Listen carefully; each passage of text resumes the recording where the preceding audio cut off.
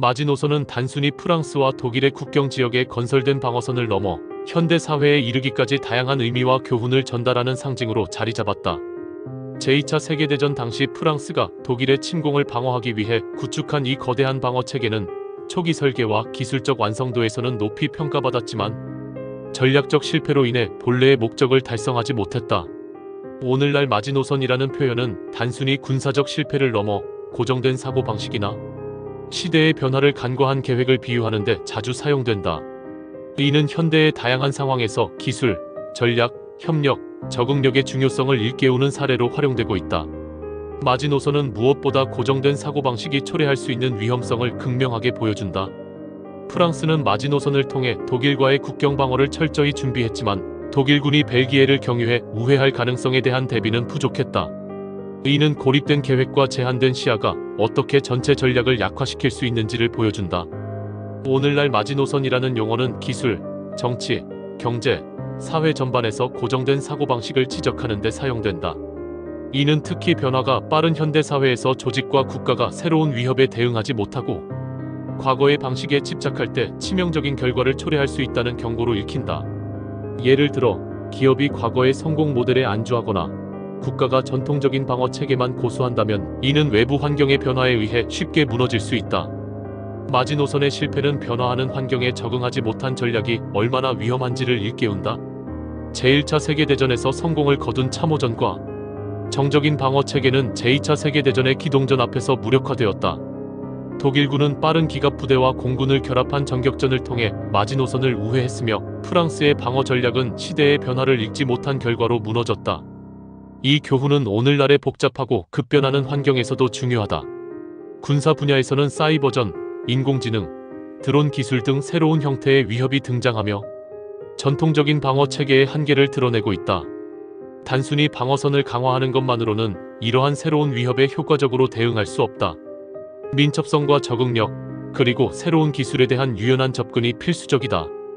비단 군사적 영역뿐만 아니라 현대사회의 여러 분야에서도 변화와 적응은 성공의 필수 요소다. 기업 경영에서는 디지털 전환이 필수가 되었고 환경 문제나 팬데믹 같은 글로벌 위기는 정부와 조직이 전통적인 접근법을 넘어서는 새로운 대안을 요구하고 있다. 이러한 맥락에서 마지노선의 실패는 변화의 속도를 무시하거나 새로운 전략을 도입하지 못할 때 겪게 되는 결과를 경고한다. 마지노선은 당시로서는 첨단 기술이 집약된 방어 체계였다. 콘크리트 요새, 지하터널, 대공 방어 시설, 병참선을 연결하는 철도 등 모든 요소가 그 시대의 기술력을 보여준다.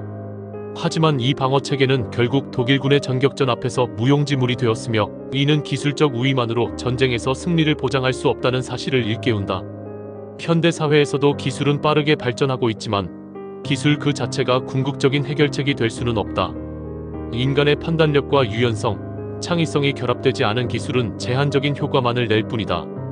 인공지능과 자동화 기술이 발전하고 있는 오늘날 인간의 역할은 단순히 기술을 사용하는 것을 넘어 이를 전략적으로 통합하고 변화하는 상황에 맞게 조정하는 데 있다.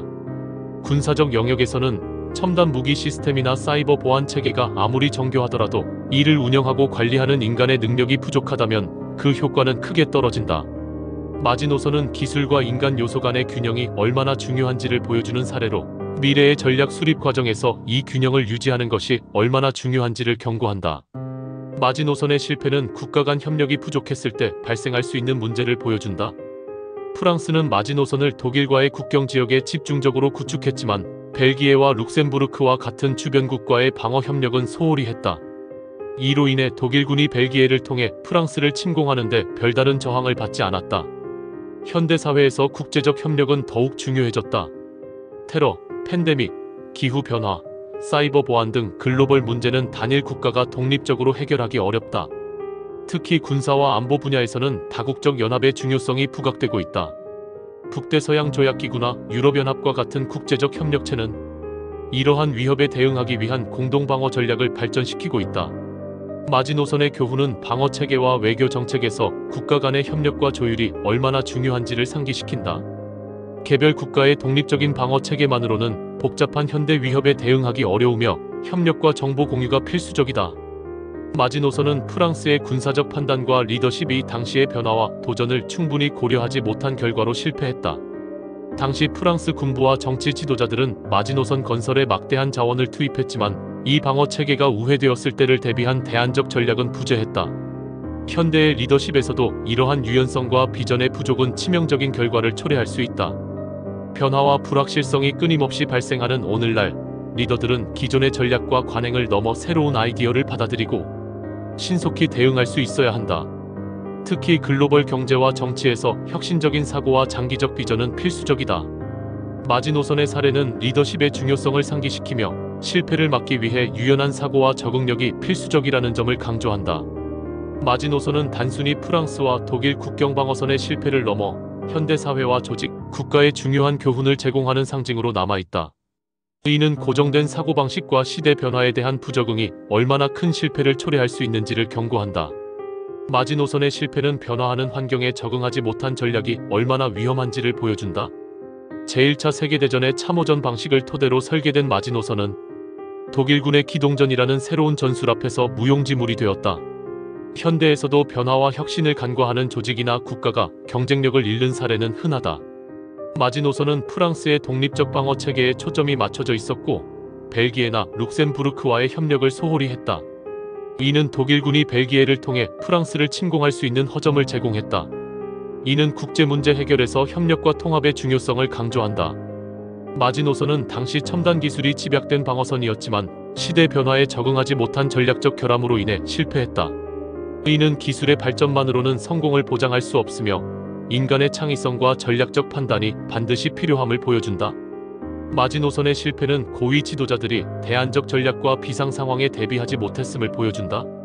현대의 리더십에서도 유연성과 창의성이 요구되며 변화에 빠르게 대응하는 능력은 필수적이다.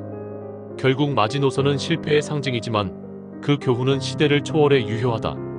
이는 변화, 협력, 기술과 인간의 조화, 유연한 리더십의 중요성을 상기시키며 현대사회가 지속적으로 배워야 할 지혜를 제공한다.